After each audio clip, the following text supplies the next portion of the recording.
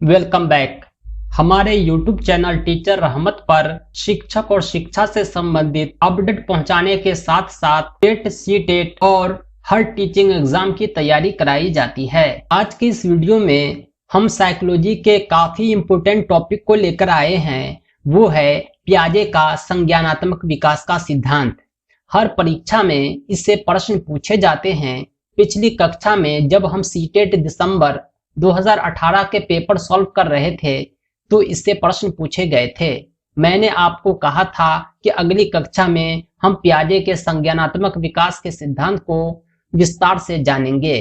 तो आइए video start करते हैं। आपको बतलाते हैं क्या है पियाजे का संज्ञानात्मक विकास का सिद्धांत। दोस्तों, अभी जो आप स्क्रीन पर देख रहे हैं ये मेरी खुद की वेबसाइट है। यहाँ टेट, सीटेट और टीचिंग एग्जाम की तैयारी कराई जाती है। फ्री स्टडी मटेरियल आपको यहाँ मिलेंगे और PDF notes, quiz, mock test आदि सब मिल जाएगा। शिक्षक और शिक्षा से संबंधित प्रमुख खबरें भी हम यहाँ साझा करते हैं। तो आइए हम बतलाते हैं क्या है पियाजे का संज्ञानात्मक विकास का सिद्धांत।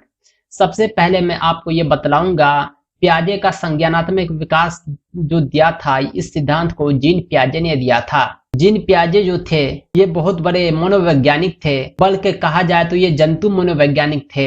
ये जो स्विट्जरलैंड के थे, 1886 में इसका जन्म होता है। यह जानने के काफी इच्छुक थे कि बालकों में वृद्धि और विकास किस तरह से होता है। और सबसे बड़ी बात यह है कि इन्होंने जो खोज किया था अपने ही बच्चों पर किया था और अपने ही बच्चों पर खोज करके उन्होंने संज्ञानात्मक विकास का सिद्धांत दिया जो आज पूरी दुनिया में प्रचलित है। इस सिद्धांत ने ज्ञानात्मक विकास के क्षेत्र में क्रांति ला दी। आज तक ज्ञानात्मक विकास के क्षेत्र में जो भी शोध हुए हैं सबसे विस्तार से वैज्ञानिक रूप से आदान करने वाले जीन पियाजे ही हैं। जीन पियाजे अपने संज्ञानात्मक विकास के सिद्धांत में कहते हैं कि वह प्रक्रिया जिसके द्वारा संज्ञानात्मक संरचना को संशोधित किया जाता है उसे समावेशन कहते हैं।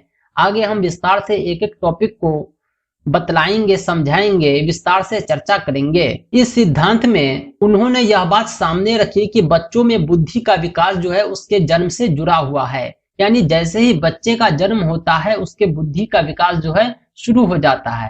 प्रत्येक बालक अपने जन्म के कुछ समय बाद ही जन्मजात प्रवृत्ति और सहज क्रियाओं को करने का योग हो जाता है। यानी आपने देखा होगा कि बच्चा पैदा होते ही चूसने लगता है, देखने लगता है, वस्तुओं को पकड़ने की क्षमता होती है। वह जन्मजात होती है, वह दुनिया में आकर नहीं सीखता। इसी प्रकार बच्चे जो है बुद्धि लेकर पैदा होते हैं। जन्म के समय बालक के पास बौद्धिक संरचना के रूप में इस प्रकार की क्रिया करने की क्षमता होती है। जैसे जैसे बालक बड़ा होता है वैसे वैसे उसकी भौतिक क्रियाओं का दायरा भी बढ़ जाता है। इन्होंने जो बच्चे पर प्रयोग किया उसमें पाया कि संज्ञानात्मक या मानसिक विकास 4 अवस्थाओं से होकर गुजरती है। सबसे पहली अवस्था इंद्रियजनित गामिक अवस्था है, सेंसोरी मोटर स्टेज। दूसरी अवस्था जो होती है पूर्व संक्रियात्मक अवस्था होती है। ये जो है 2 से 7 वर्ष की आयु तक होता है। और इंद्रियजनित गामक अवस्था जन्म से 2 वर्ष की आयु को कहते हैं। जब बच्चा और बड़ा होता है तो वो मूर्त संक्रियात्मक अवस्था के पीरियड में प्रवेश कर जाता है 7 से 11 वर्ष की अवधि में। जब वो 11 वर्ष से बड़ा होता है तो उसे मूर्त संक्रियात्मक अवस्था कहते हैं। सब अवस्थाओं का अपना अपना गुण है, सबके बारे में आइए हम विस्तार से जानते हैं। पहली अवस्था थी इंद्रजनित गामक अवस्था। इंद्रजनित गामक अवस्था के बारे में मैं आपको बतला दूं, मानसिक विकास का यह चरण जो होता है जन्म से लेकर 2 वर्ष की अवधि तक पूरा होता है। इस अवस्था में बालक की मानसिक क्रियाएं उसकी इंद्रजनित गामक क्रियाओं के रूप में संपन्न होती है। यानी बच्चा जो होता है बोल नहीं सकता है, अपनी एक्टिविटी वो इंद्रजनित गामक द्वारा संपन्न करता है। जैसे उसको भूख लगेगी तो वो रोकर बतलाएगा, उसको जो चाहिए उसको दिखाकर प्रकट करेगा। इस प्रकार इस अवस्था में बालक जो है भाषा का अभाव होता है और अपने चारों ओर के वातावरण को अपनी इंद्रिय, हाथ, पांव, आंख आदि द्वारा गामक क्रियाओं और अनुभव के माध्यम से ही जानते हैं। उनके विचारों के रूप में जो कुछ कहना और समझना होता है उनकी गामक क्रियाओं के रूप में ही अभिव्यक्ति होती है।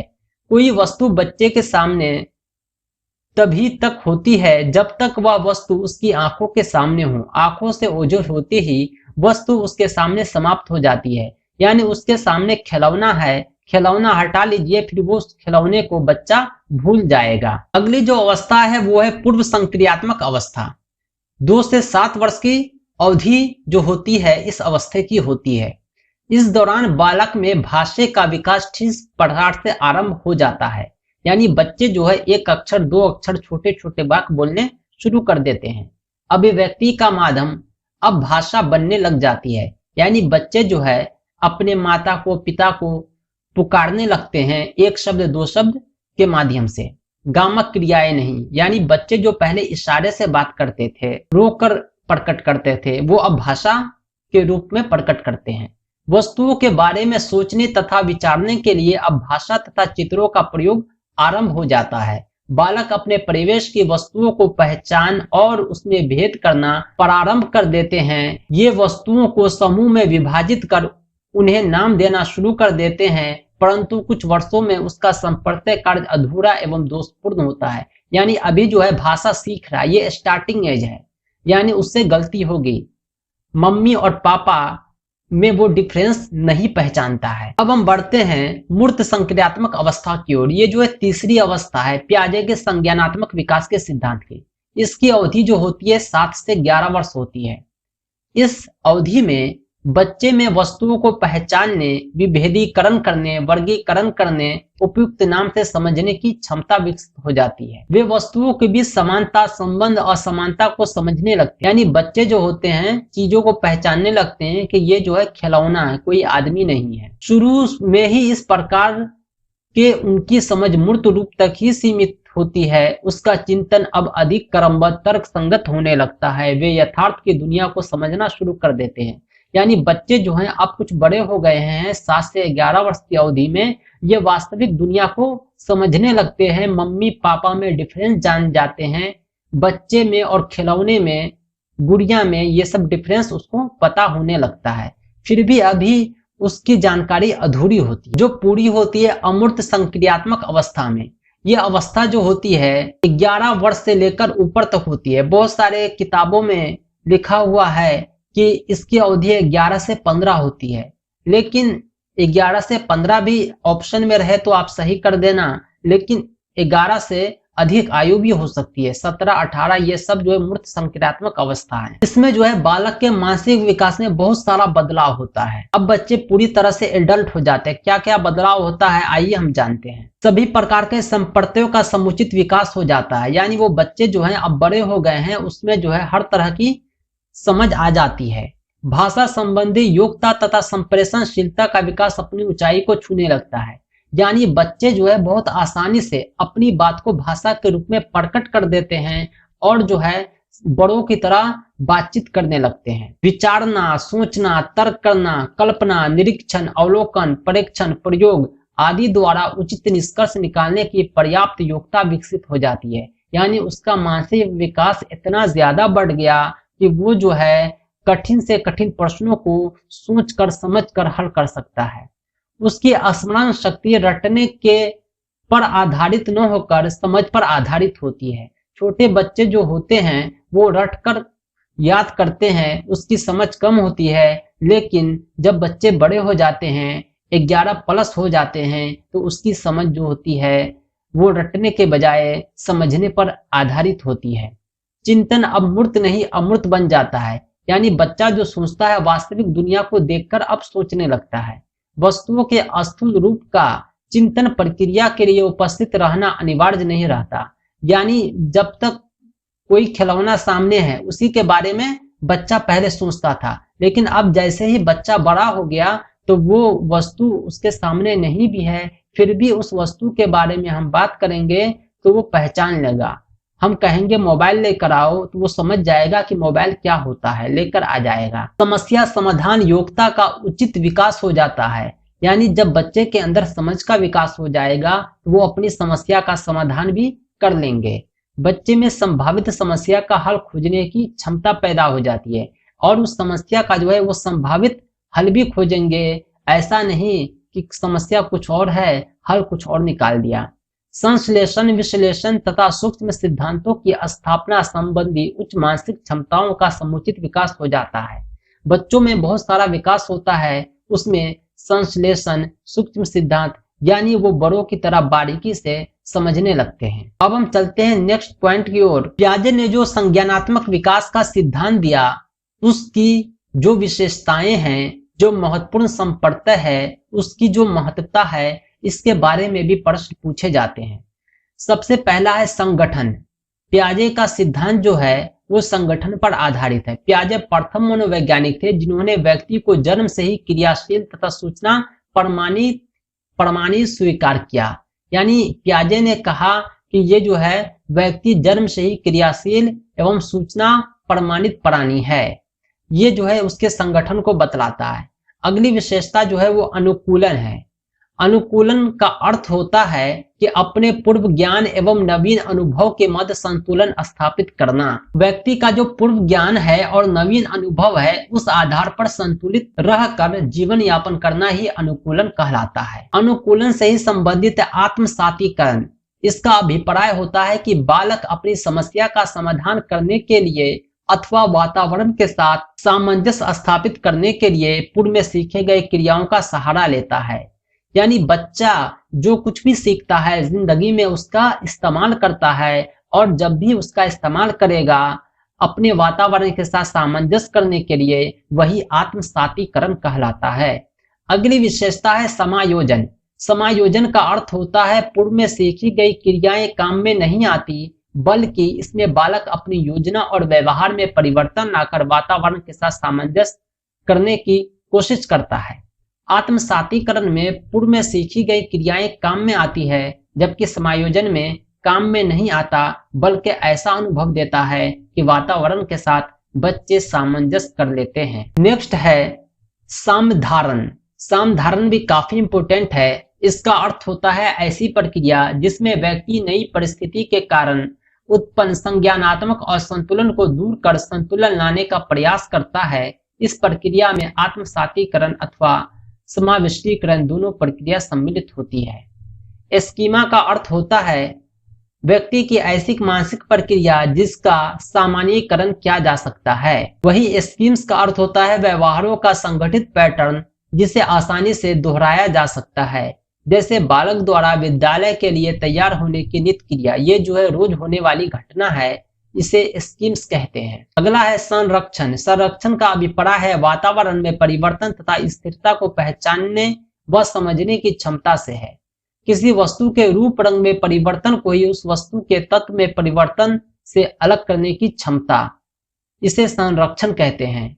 यानी बच्चे को जो भी जानकारी मिली उस आधार पर वो फ्यूचर में सामान को, वस्तुओं को, उसके परिवर्तन को पहचान पाए, यही संरक्षण है। यानी अपने पूर्व ज्ञान को ये क्या कर रहा है, संरक्षित कर रहा है। अब हम बढ़ते हैं नेक्स्ट टॉपिक की ओर, जो पियाजे के संज्ञानात्मक विकास के सिद्धांत में काफी इंपोर्टेंट है। वो है इसका शैक्षणिक अनुप्रयोग। जिंदगी में हम कुछ भी सीखते हैं उसका वो तभी फायदेमंद होता है जब हम जीवन में उसका उपयोग करते हैं। यानी पियाजे के संज्ञानात्मक विकास का सिद्धांत, इसका महत्व अब आपको पता चलेगा कि इसका शैक्षणिक प्रयोग क्या है। पियाजे के संज्ञानात्मक विकास के सिद्धांत के निम्नलिखित शैक्षणिक अनुप्रयोग हैं। सबसे पहला है बालक अपने ज्ञान का निर्माण स्वयं कर सकते हैं। उन्हें सीखने समझने के निर्माण का अलग ढंग से होता है, अतः उन्हें सुविधाएं देकर स्वयं सीखने का अवसर देना चाहिए।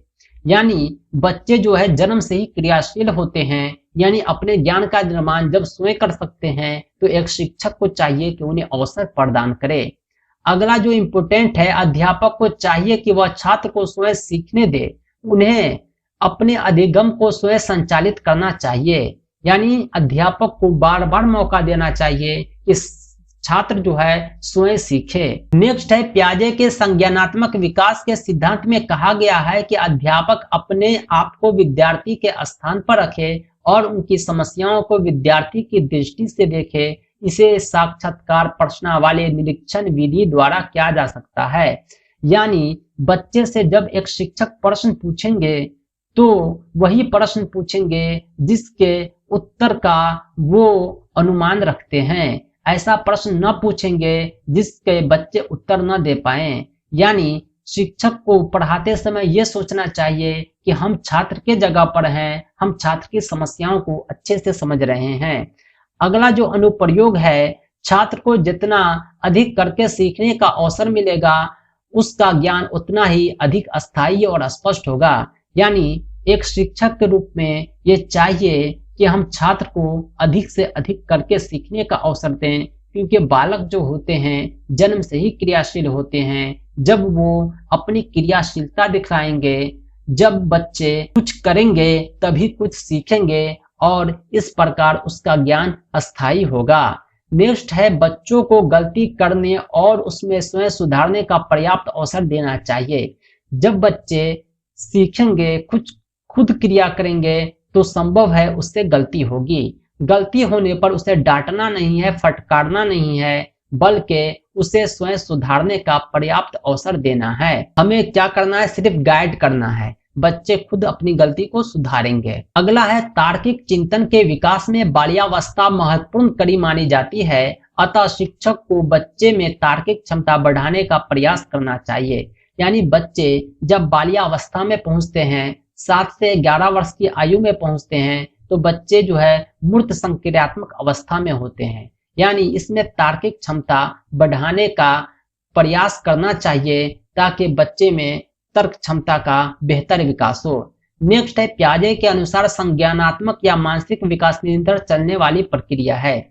यानी संज्ञानात्मक विकास हमने बतलाया ये 4 अवस्था में है। जन्म से शुरू होता है और 11 प्लस तक रहता है, यानी निरंतर चलता ही रहता है। कब तक? मृत्यु तक। नेक्स्ट है, बालक को मानसिक विकास धीरे धीरे एक सोपान के तहत होता रहता है। अध्यापक को पहले बालकों के मानसिक विकास की अवस्था का निर्धारण कर उसे शिक्षित करने हेतु योजना बनानी चाहिए। यानी बालक का जो मानसिक विकास है वो धीरे धीरे कर्मानुसार चलता रहता है, वो विभिन्न अवस्थाओं से गुजरते हुए निरंतर चलता रहता है। एक शिक्षक को चाहिए कि एक योजना बनाकर उसे कार्य सौंपे, उसे जिम्मेदारी सौंपे, उसकी देखरेख करे। नेक्स्ट है, शिक्षकों को प्रयोगात्मक शिक्षा एवं व्यवहारिक शिक्षा पर बल देना चाहिए। प्रयोग के माध्यम से बालकों में नवीन विचार का संचार होता है। नवीन दृष्टिकोण मौलिक अन्वेषण के दृष्टिकोण से महत्वपूर्ण है। बच्चे जो होते हैं जन्म से क्रियाशील होते हैं, निरंतर सीखने के आदी होते हैं। ज्ञान तभी अस्थायी होता है जब उसे प्रयोगात्मक और व्यवहारिक बनाया जाए। जो काम आप सुनते हैं, जो काम आप पढ़ते हैं, उससे बेहतर है जो काम आप खुद करते हैं। खुद किया हुआ काम हमेशा के लिए अस्थायी हो जाता है।